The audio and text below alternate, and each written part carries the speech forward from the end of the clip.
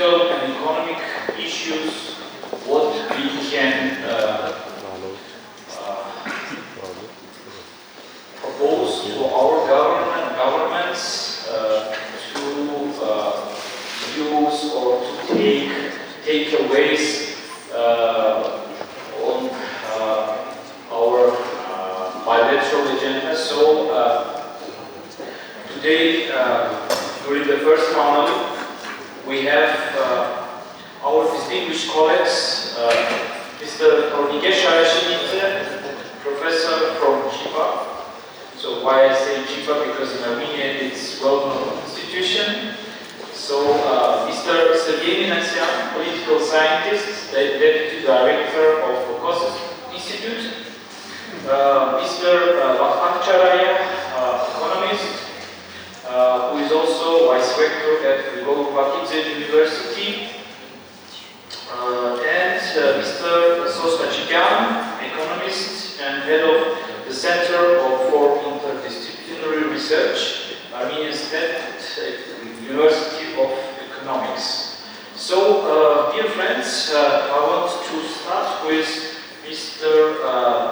Şarաշենիձեն asking the following question. So, how do involving the domestic political dynamics in Georgia and Armenia, as well as their relations with regional powers and strategic partners,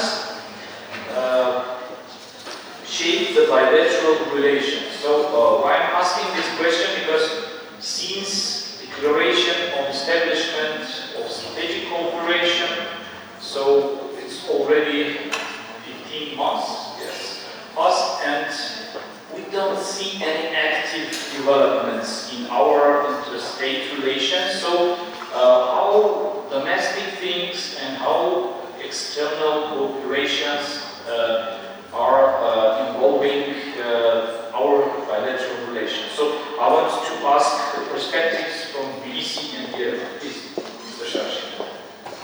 Yeah, thank you, Johnny.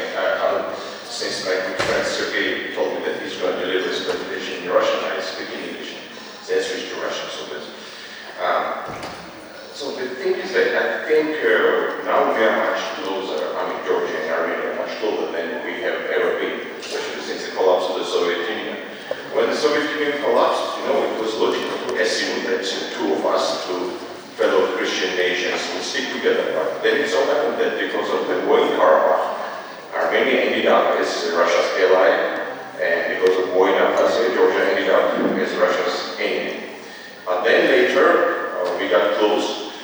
And I think that recent intensification of our bilateral ties is a logical outcome of tragic and dramatic developments that took place since like 2000s. 2008 war between Georgia and Russia demonstrated one simple fact. Georgia is unprotected.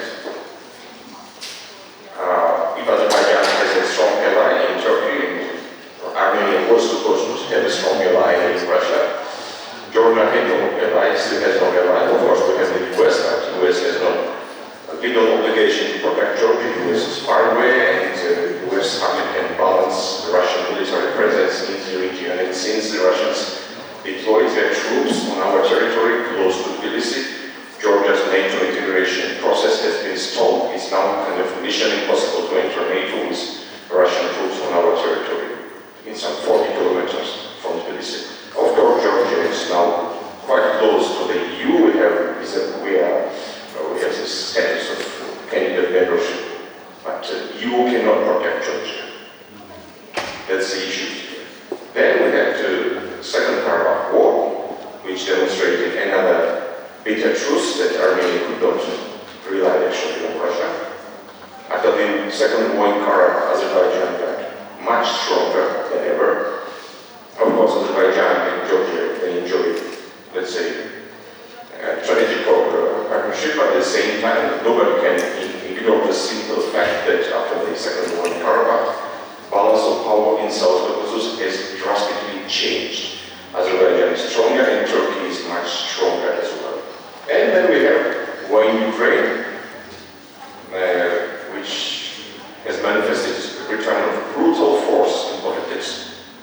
Everything is decided by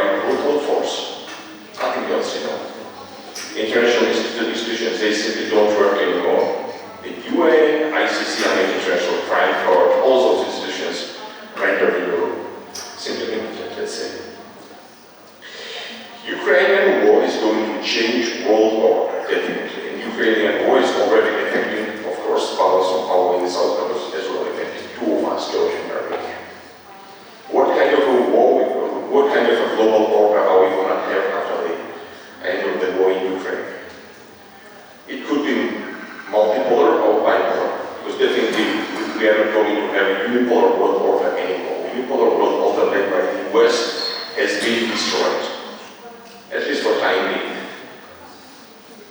So if we have multipolar order, it's going to be kind of a competition among the US, China, and Russia. In this scenario, very much depends on how the US is going to behave itself. Is it going to pivot to Asia to balance and contain China? If the US, especially under the Trump administration, is going to pivot to Asia, then it may, let's say, could abandon circumstances. If the US withdraws from this region, then we have definitely much stronger Russia, much stronger Turkey. Something to consider, especially two of us, because Azerbaijan is in much stronger position. They have a strong senior partner in Turkey. Neither of us, we don't have this senior strong partner. We may have bipolar global order. Bipolar global order, US-China, Russian-Chinese bloc against the Western bloc. I believe that's a worst-case scenario for small nations like Georgia and Armenia, for a very simple reason. In a bipolar world order, small nations like us, they hardly have any room for maneuver. We won't be able to maneuver we won't be able to navigate ourselves among like Turkey, among Russia, among the US and China. No. Когда у нас вступает в биполярном мире, ты должен выбираться. Или этот лагерь, или тот лагерь. Конечно, оба мы очень хотим присоединиться к Европейскому Союзу, но география, вот такая скверная штука, география говорит, что, ребята, вы там хотите, ну, на самом деле, вы ближе к России, вот. Если наступит биполярный порядок, тогда, вот, скорее всего, придется быть с нами, с Россией, с Китаем. И еще очень важный фактор. В биполярном мире, конечно, усиливается влияние региональных держав, в том числе, конечно, Турции. С этим тоже, конечно, нужно как-нибудь разбираться. Что касается европейской интеграции, то это, я думаю, что будущее Евросоюза тоже очень сильно зависит от исхода войны в Украине. Очень сильно, потому что мы не знаем, как эта война закончится. Россия имеет сейчас преимущество. Можно предполагать, что Россия, скорее всего, доведет эту войну кое-каким образом до победного конца. Конечно, при этом Россия очень сильно настроена на это, все равно. Если это будет случиться, тогда Евросоюз, скорее всего, наступит серьезный кризис, и Евросоюзу будут не до Евросоюзе будут не до расширения, скажем так. У них будет своих серьезных проблем хватать внутри. Если там они должны будут отстраивать заново Украину, это требует огромных средств. Это раз. Во-вторых, они должны будут инвестировать дальше в свои собственные вооруженные силы. Я не думаю, что такая ситуация Евросоюза будет в состоянии расширяться. Вот. Ну, дай Бог, что они расширяются, в чем речь. Но что бы там ни случилось, я думаю, что одно, если несмотря на то, что вот мы должны держаться вместе, потому что если будем вступать в Евросоюз, то мы должны, конечно, усиливать друг друга. Принято считать, что без Грузии Армения не вступит в Евросоюз. Наверное, это так, потому что, опять же, географический фактор нужно учитывать. Но при этом я думаю, что Грузии будет легче вступать в Евросоюз вместе с Арменией. Всегда лучше держаться, как и Беларусь делают все время. Все трое вступали в НАТО, потом в Евросоюз. Ну, Азербайджан, конечно, будет вступать в Евросоюз, но хотя бы вместе это можно действовать. Ну, если этого не получится, мы окажемся в менее приятных сценариях, нам непонятно, как мне произойти что-нибудь другое, тоже мы должны держаться вместе. И я думаю, что для нас огромная роскошь для нас обоих, что мы, в конце концов, определились с тем, что мы должны дружить, тем более, что в мире вряд ли найдутся такие вот близкие нации по духу, которых так много связывает, очень сильные культурные, тесные культурные связи, общая история. И вот вчера мы говорили со столом, Алекс сказал, что мы живем вместе друг друга, значит, 3000 лет, только один раз в квартире. Вот что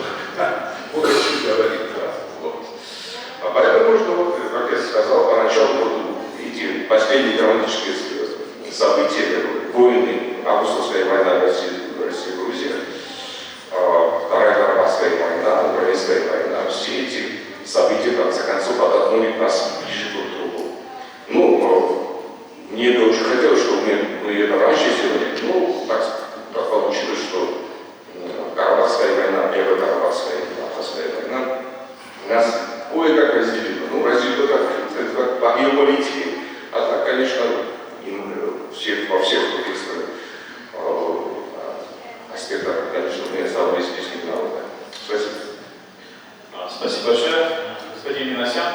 Вот как внутренняя динамика у нас в Грузии, взаимоотношения с нашими партнерами международными повлияли на динамику отношений наших стран? Спасибо, Ջոնի, спасибо, Թոռնիկե. Ну, вообще-то, по законам армяно-грузинского экспертного жанра, наверное, я должен был начать с того, чтобы сразу сказать, что вообще-то между армянами и грузинами не может быть никакого стратегического партнерства и дружбы, потому что как можно вообще дружить с этим странным народом, который пьет вино и запивает его дядей.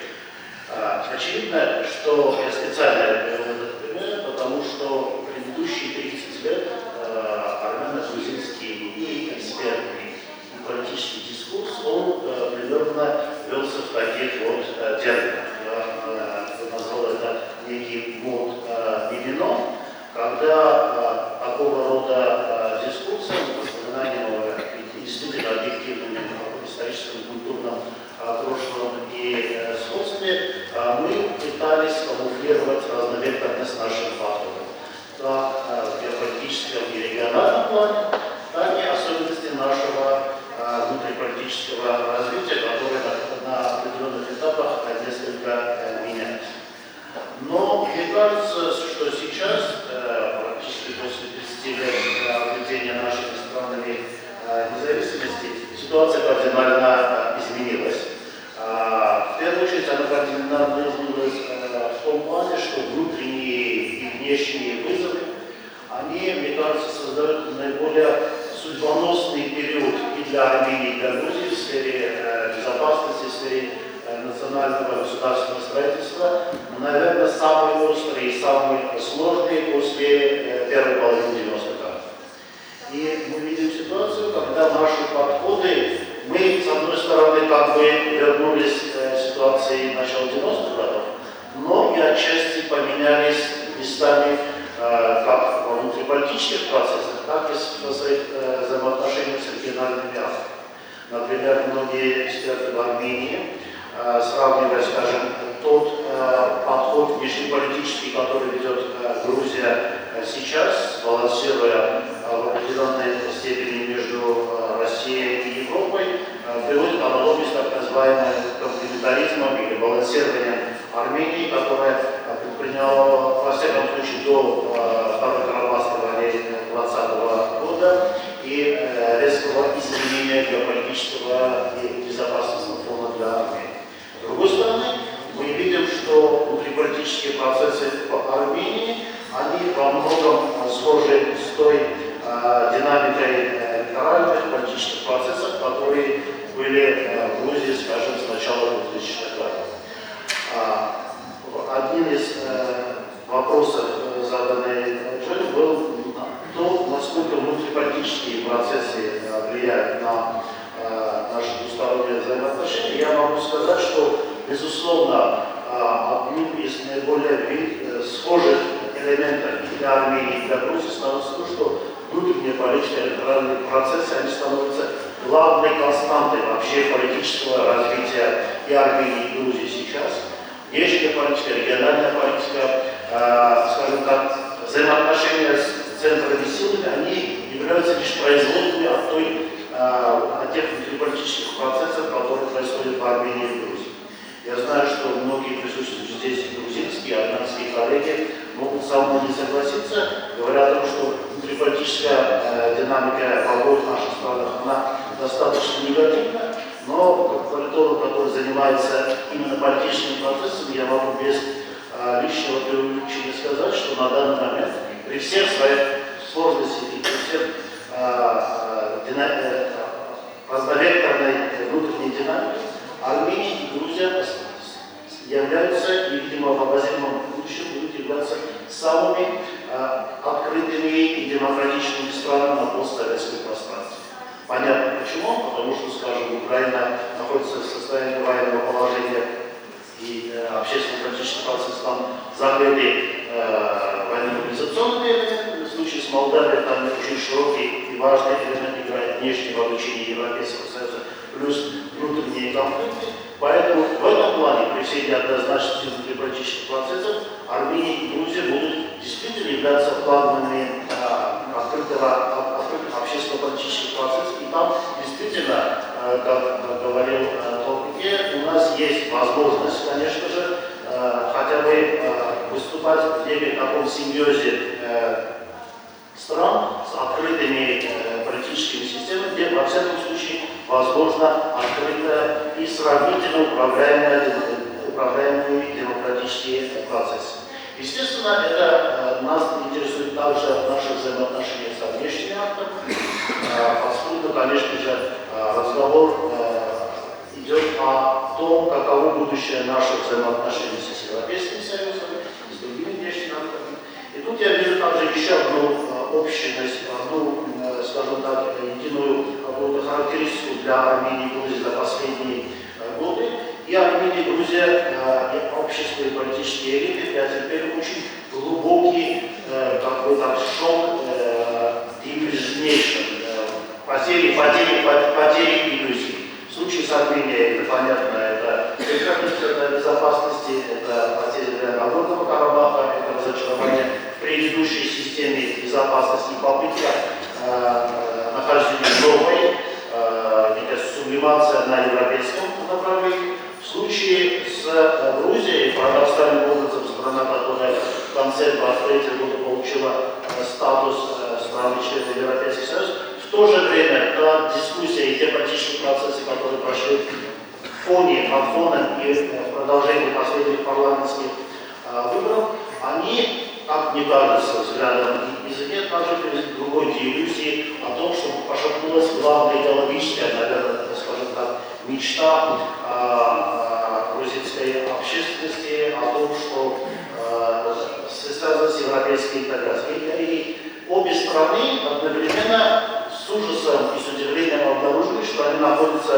на Южном Кавказе, а не там, где в ментальной географии они находились раньше. Грузия где-то между Люксембургом и северной части Атлантического океана, а Армения где-то в теплых северных краях под защитой штыков и в окружении приятных белых мохнатых существ.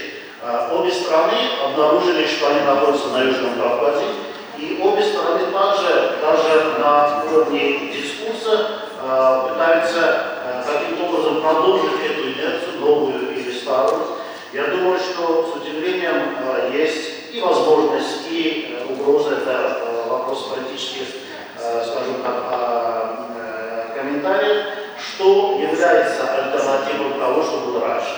Например, в случае с Арменией уход от, скажем так, российской ориентации и попытка нахождения западной ориентации, они действительно могут привести к каким-то результатам, но Запад в этом случае может оказаться не в идеологическом плане, а чисто географическом. И я думаю, что некоторые развития последних лет также на это могут повлиять. Таким образом, говоря о том, как мы можем найти друг друга в этой новой ситуации, я могу сказать, что в этом новом формате у нас есть также и возможность обсуждать более прагматично наши двусторонние отношения. Внешние ограничения, внешние иллюзии во многом потеряли свою силу. Мы действительно можем пытаться играть в некий симбиоз, который, кстати, создает и новые возможности, но и новые проблемы также.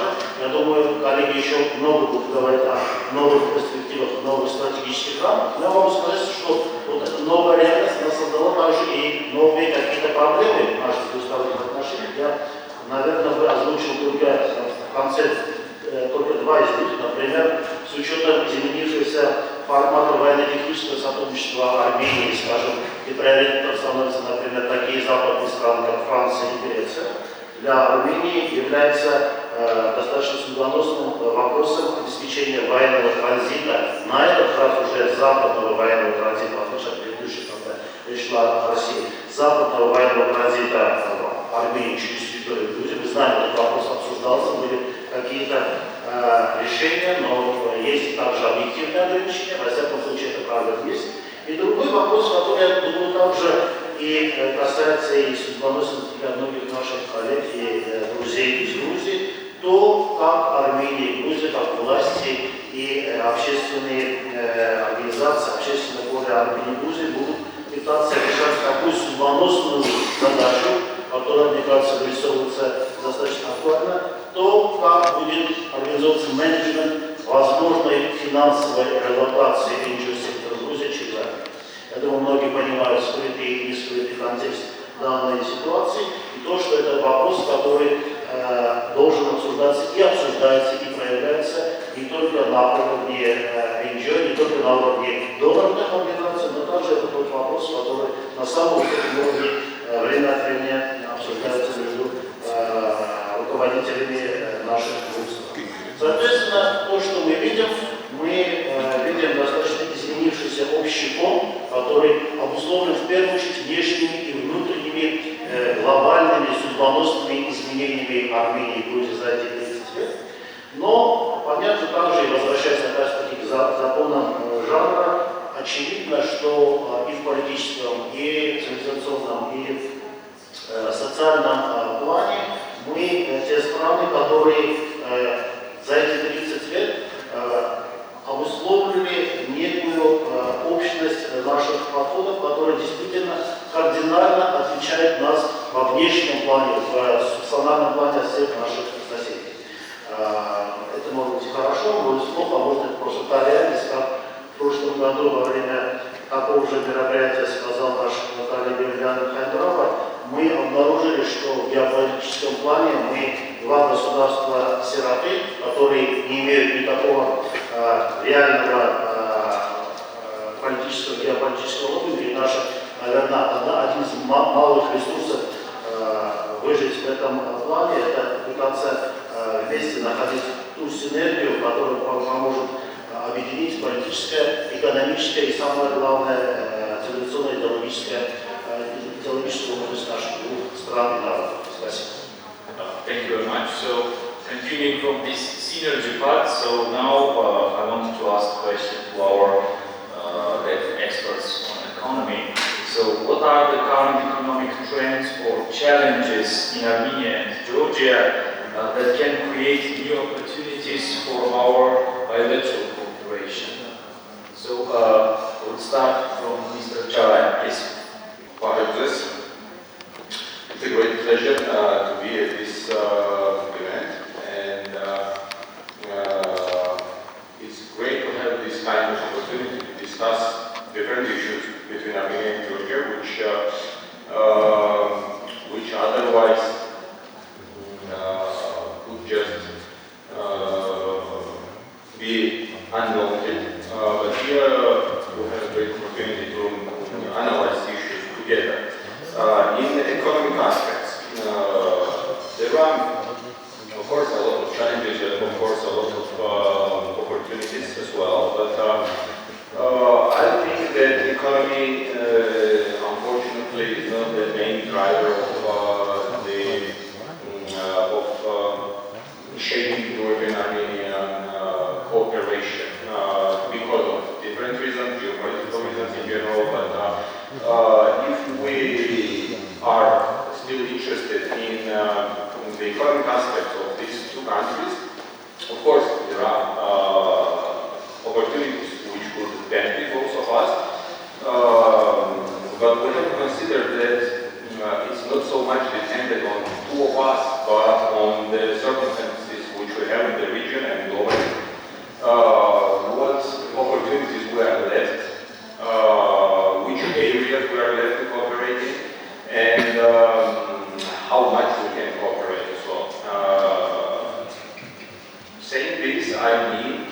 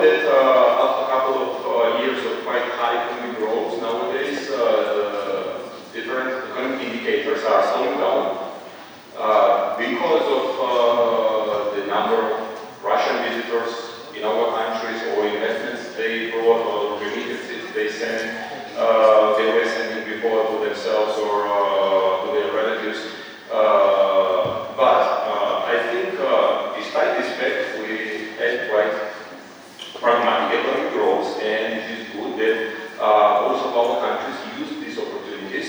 We could lose this opportunity if we listen to different political messages from different countries. But despite the fact we decided to concentrate on our own economies, and we got quite big economic growth, quite high economic growth, which gave us a lot of new opportunities from the state budget perspective or from the perspective of ordinary citizens' income, let's say, or the areas which we promote. Let's say IT industry in both Armenia and Georgia for the last couple of years because of the people which flooded IT specialists, I mean especially from Russia, Belarus, and also Ukraine, which joined our countries, and IT forces of our countries gave us quite a big economic advancement, which I think should be continued and promoted, as well as the transit opportunity which we are using and which we fortunately have should be used dominantly in terms of the middle corridor. Right now, Georgia is profiting much more than Armenia. We can say that Armenia is not profiting even at all right now from the middle corridor, but if Armenia would be able to join this middle corridor as a diversificator of the middle corridor within the Caucasus region at least, that would be beneficial. That would attract probably, I think so, more international players or companies, investors as well, because when there is a stability and bigger opportunities, of course, more businesses are interested to participate, and they can benefit also our countries. It's important to say a few words about the energy fund, which would join us and our efforts together under the project of Black Sea cable, electric cable, which will allow our countries to supply electricity to European member states, which is quite significant and gives us quite good positions. Peace as well, I would like to mention here, despite the fact I'm speaking about economics, the basic for the economic development is the peace which we should keep and maintain in this region. Otherwise, I believe we could not advance, but we most probably will go backward. If there will be no final peace in our region, and not only peace, but real close cooperation. There are different issues which are visible right now where we can cooperate, whether it be energy, tourism, transport, or other sectors, but there are a lot of other opportunities which are not visible right now, but which could appear as soon as Georgia, Armenia, also including Azerbaijan, will cooperate closer to each other from the economic perspective. So there are really good opportunities for us, but as a basic grounding, all of that needs good, stable ground, which is peace first of all.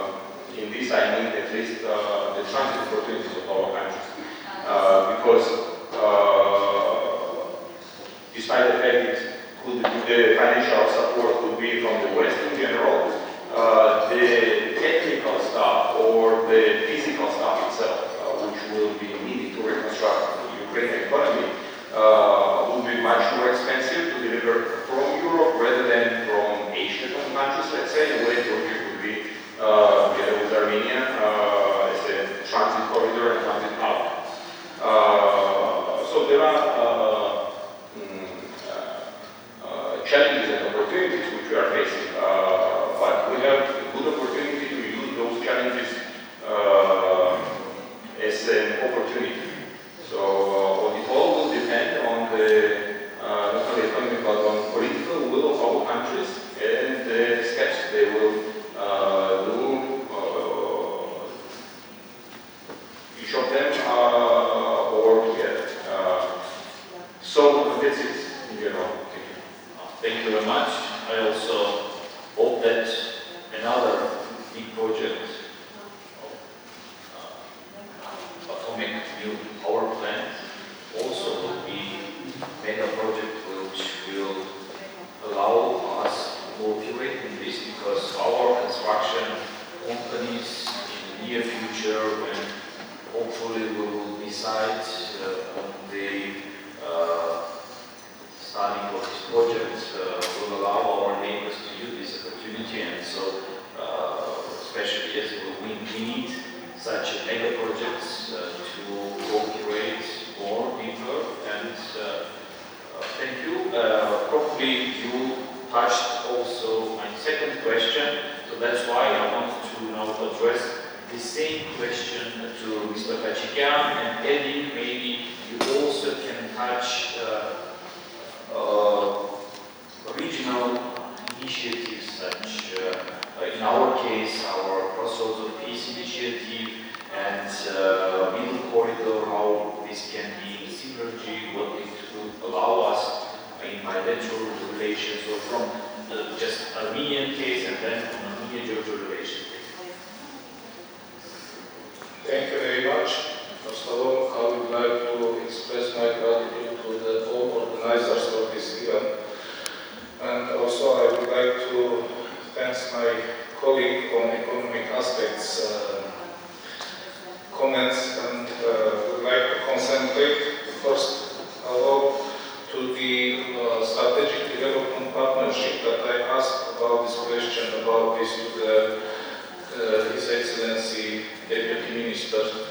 And I emphasize the importance of strategic development document signed between Armenian and Georgian Prime Ministers. Of course, this is general outlines, general framework was signed, but I hope that there will be another opportunities in regional and local levels to provide implementation of strategic development in regional and local levels, especially in bordering communities that in Tavush, Lori and Shirak region of Armenia has borders with Georgian municipalities and regional administrations, and as I know, they have a lot of collaborative projects related to tourism, related to cultural sport events, but it should be increased at least in local levels. And bordering community development projects should be based on cluster approaches involving Armenian and Georgian communities. Now we have cluster tourism projects developing by World Bank organization, and this kind of clustering tourism could be implemented not only within Armenia, but I think within Armenian Georgian communities and tourism companies. Of course, Armenia and Georgia has great developed infrastructure on tourism and winery, but from one side, this is competitive directions or fields, but from other side, it will be not competitive, but clustering. If we considering, for example, internationalization, not regionalization, bringing tourists, bringing business representatives from Europe, from USA, from Arabic countries, from Asian countries, it is possible to develop clustering approaches in these directions, and I believe that this is one of the important direction of Armenian-Georgian strategic development. Second component that I would like to pay your attention is communication. My colleague talked about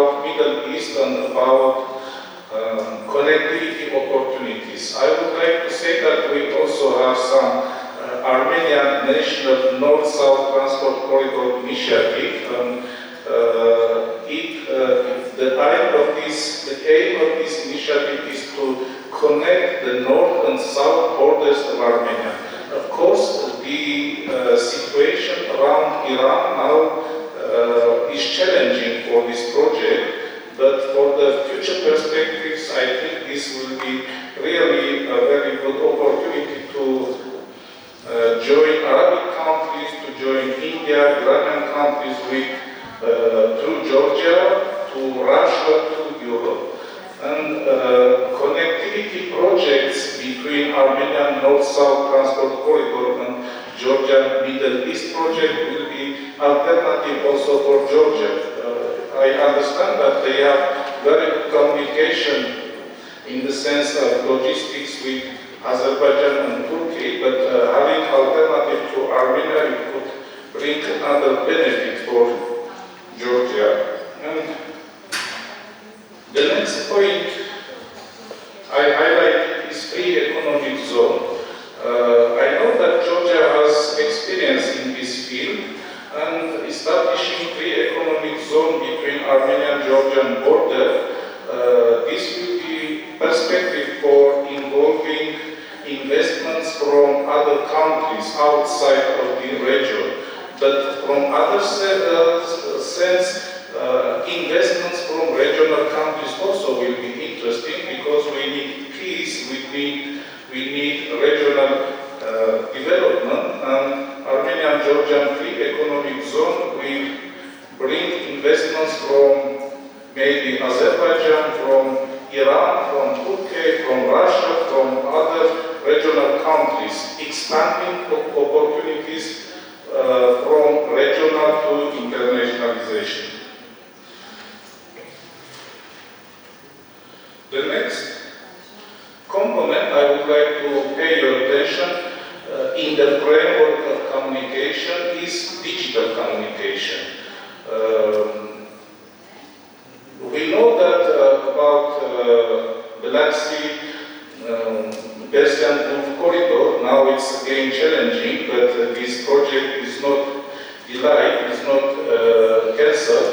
And if we think about energy power cable, we know that there are another opportunity with the internet cable and digital communication in the framework of digital economy would be another very important topic for discussion. In this sense, universities, think tanks and academic environments could have a really very good environment for developing Armenian-Georgian digital transformation and digital economic context involving, of course, other international partners. Maybe this, and I would like to talk about very short on economic security problems. We know that Armenia and Georgia are involved in different security platforms, and one of these are 3+3. Now I think it's not actual because of challenging situation around Iran and also the position of Georgia within 3+3.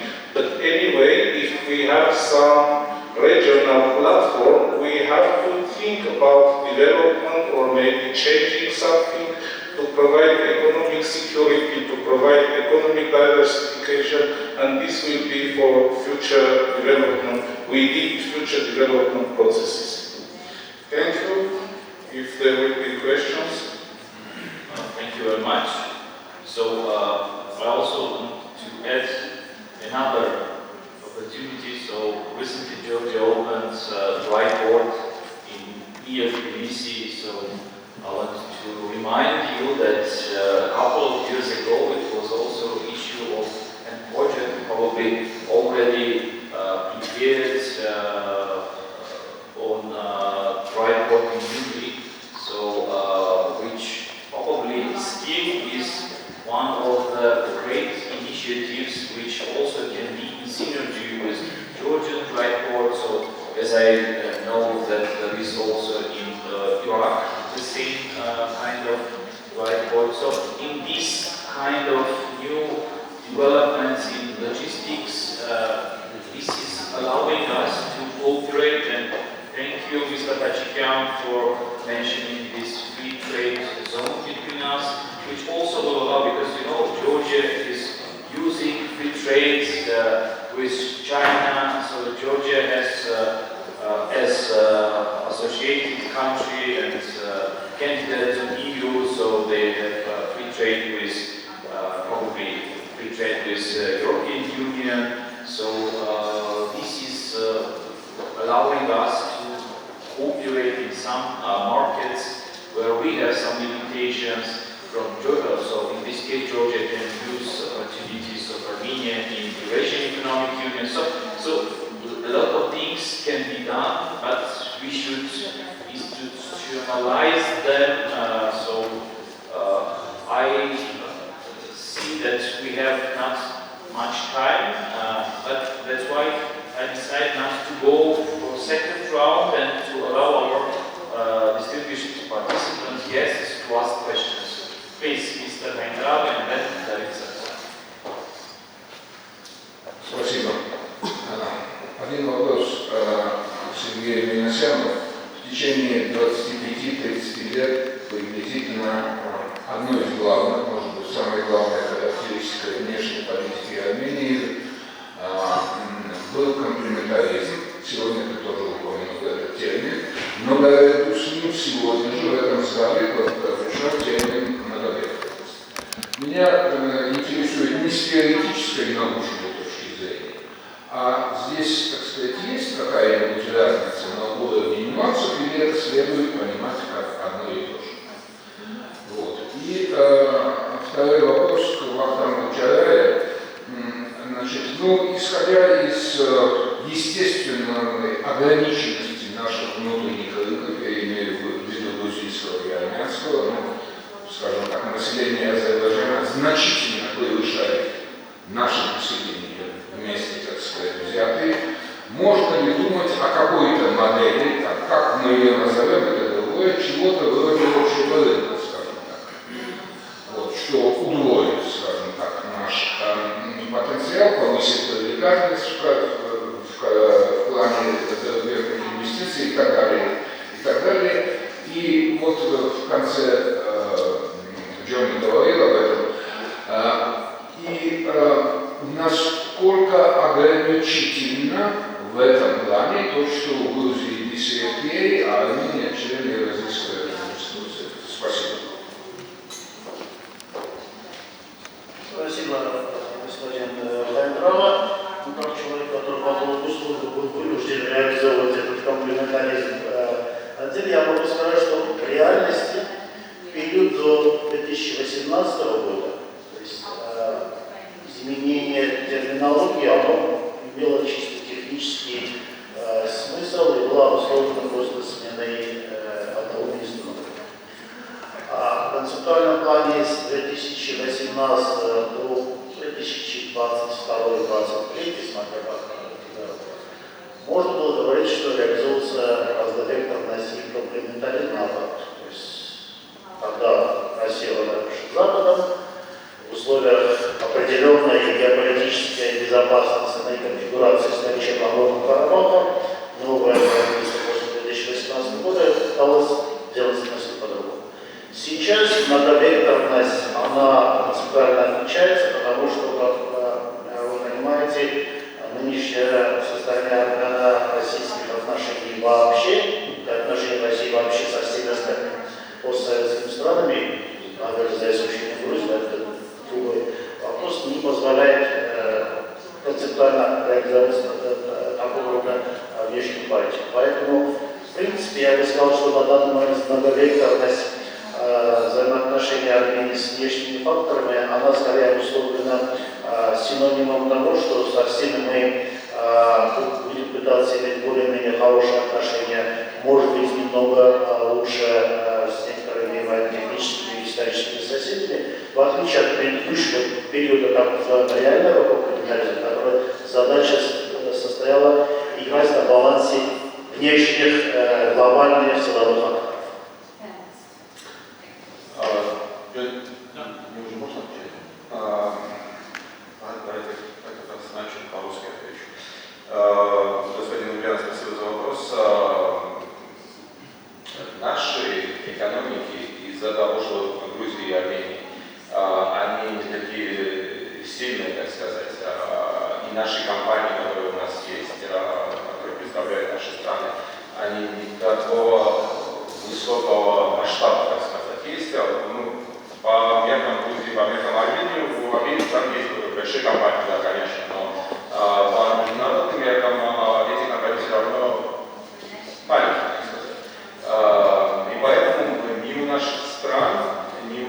компаний нет, к сожалению, возможности развивать наши страны на том уровне, который у нас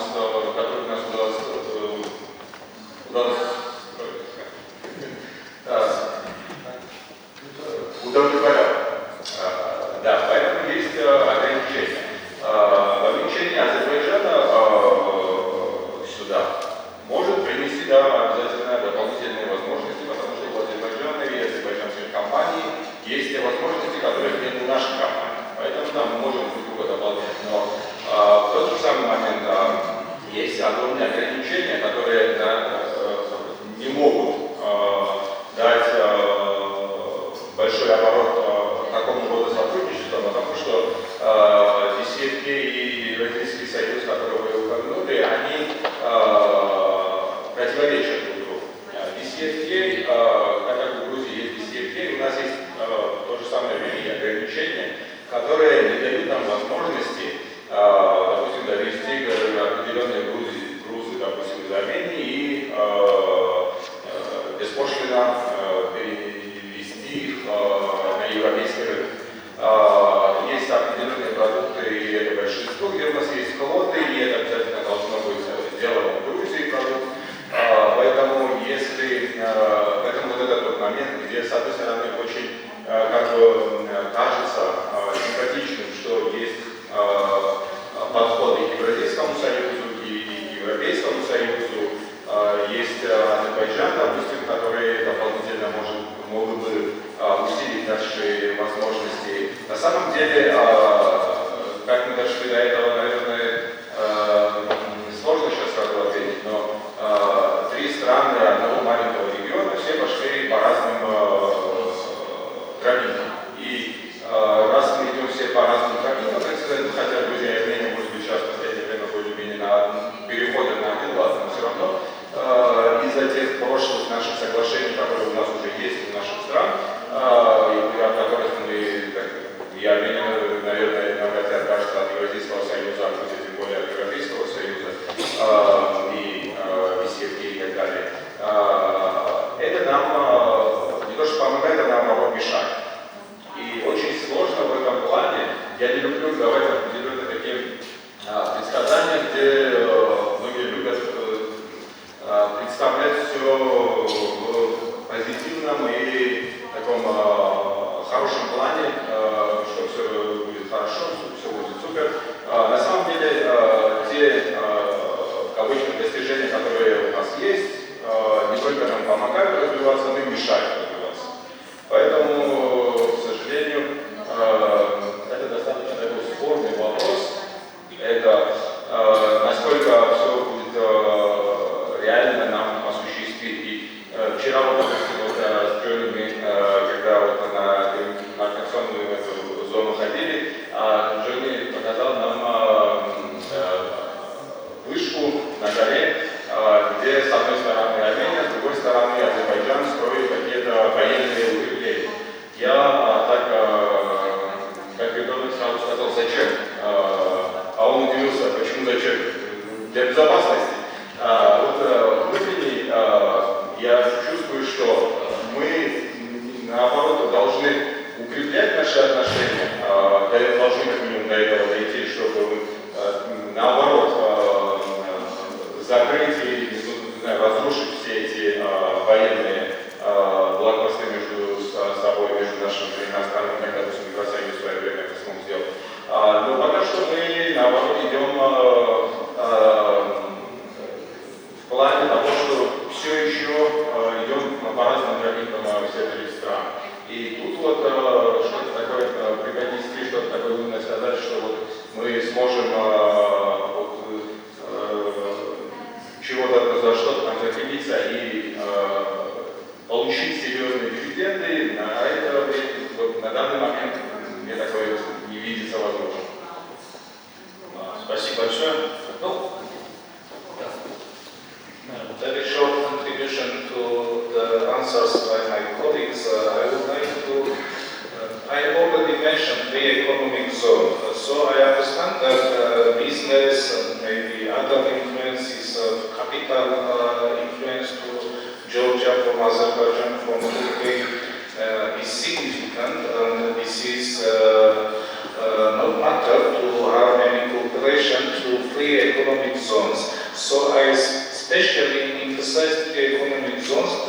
because this is the environment that can cooperate different nations simply through simplified processes. Even different businesses belong to the European Union, belong to Iranian, even belong to Eurasian Economic Union. And the next very important component that I mentioned already is again through Georgia provide Armenian-Azerbaijan naval connectivity, communication.